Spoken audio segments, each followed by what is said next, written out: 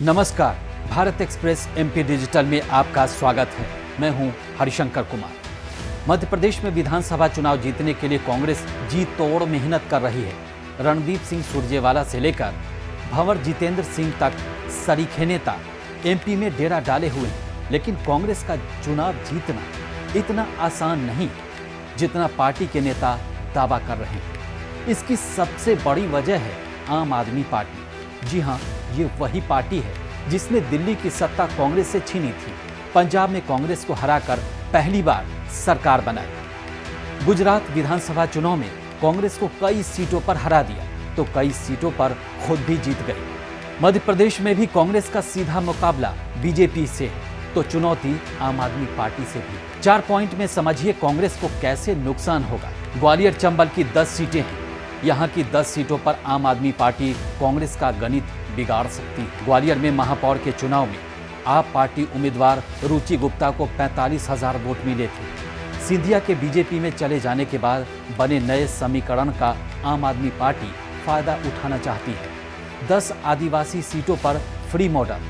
गुजरात में आम आदमी पार्टी ने फ्री वाला मॉडल अपनाया था, जिसे मध्य प्रदेश में लागू करने का वादा किया है। गुजरात में उसे एक आदिवासी सीट पर जीत मिली थी।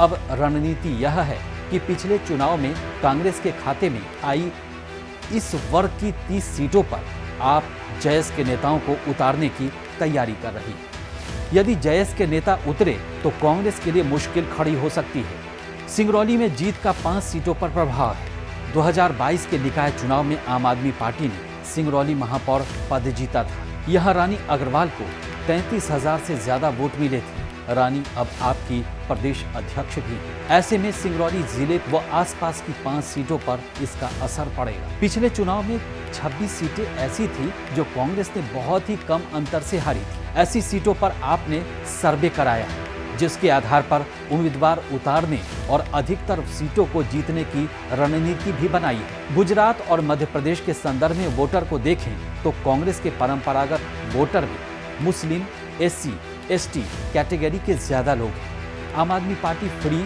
और रियायतों की घोषणा से समाज के लो इनकम क्लास लोगों को अपनी तरफ करने में कामयाब देखी जा रही है। ये कांग्रेस का वोट बैंक रहा है जो छिटक कर आपकी तरफ जाता नजर आ रहा है। शहरी आबादी के एक वर्ग का झुकाव भी आम आदमी पार्टी की तरफ है।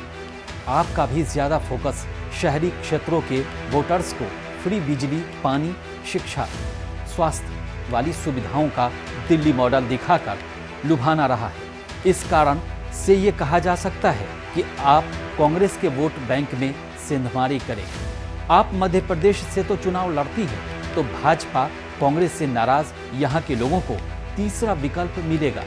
फिर भी नुकसान कांग्रेस को होगा, क्योंकि इस पार्टी से नाराज वोटर्स के लिए आपको एक विकल्प के तौर पर देखा जा रहा है।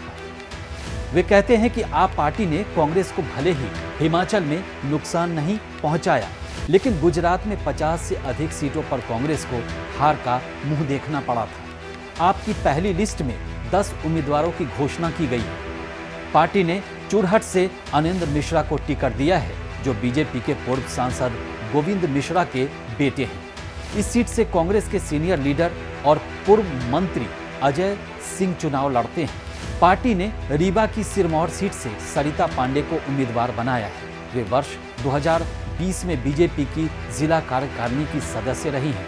इसी तरह विदिशा की सिरोंज सीट से IS मौर्य को टिकट दिया है। मौर्य बसपा के प्रदेश अध्यक्ष रह चुकी हैं। फिलहाल आम आदमी पार्टी की प्रदेश उपाध्यक्ष हैं। मुरैना की दिमनी सीट से अखिल भारतीय क्षत्रिय महासभा के राष्ट्रीय अध्यक्ष सुरेंद्र सिंह तोमर को उतारा गया है।